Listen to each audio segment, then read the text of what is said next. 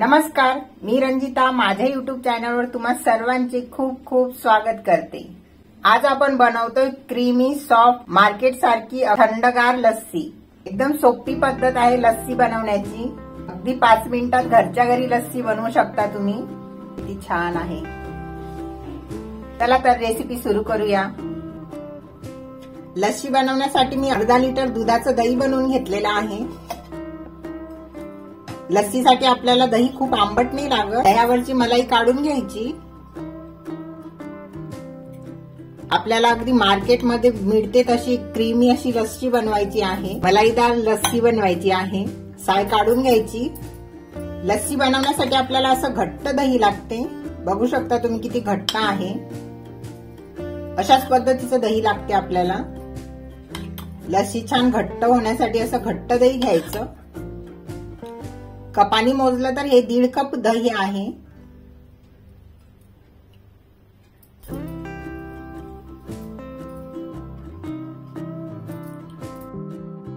दीड कप दह्यासाठी आपण 5 चम्मच पिठी साखर टाकणार आहोत।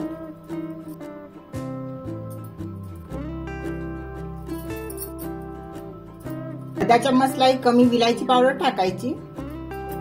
संपूर्ण साहित्य आपल्याला छान फेटून घ्यायचं आहे।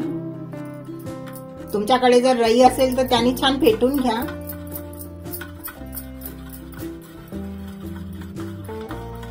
दह्याच्या गाठी नाही राहिल्या पाहिजे। मार्केटमध्ये जशी मिळते तशी सेम बनते लस्सी। आणि छान 2 मिनिटं फेटून घ्यायचं।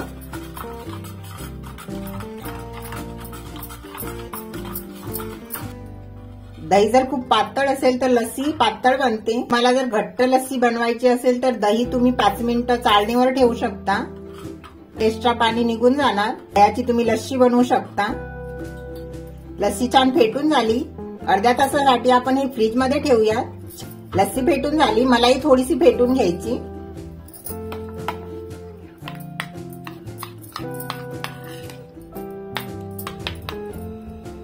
मलाई आणि लस्सी आपण फ्रीज मध्ये ठेवूयात अर्ध्या तासासाठी।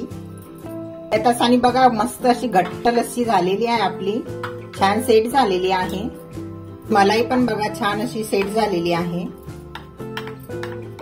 लस्सी मध्ये थोडेसे ड्रायफ्रुट्स टाकायचे। टाकले तरी छान लागते अशीच लस्सी। छान असे मिक्स करून घ्यायचे।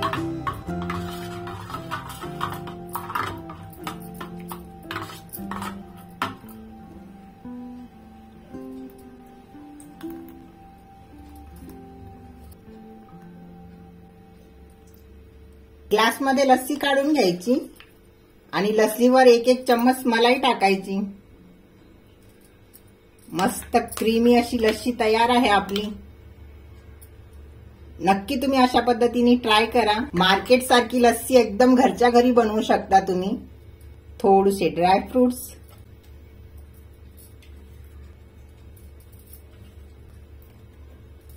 बघू शकता तुम्ही किती मस्त अशी क्रीमी लस्सी तयार आहे आपली।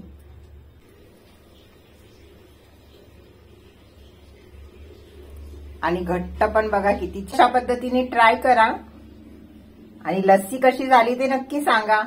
व्हिडिओ आवडला असेल तर लाईक शेअर नक्की करा आणि असे छान छान व्हिडिओ पाहण्यासाठी चॅनलला सबस्क्राईब करा।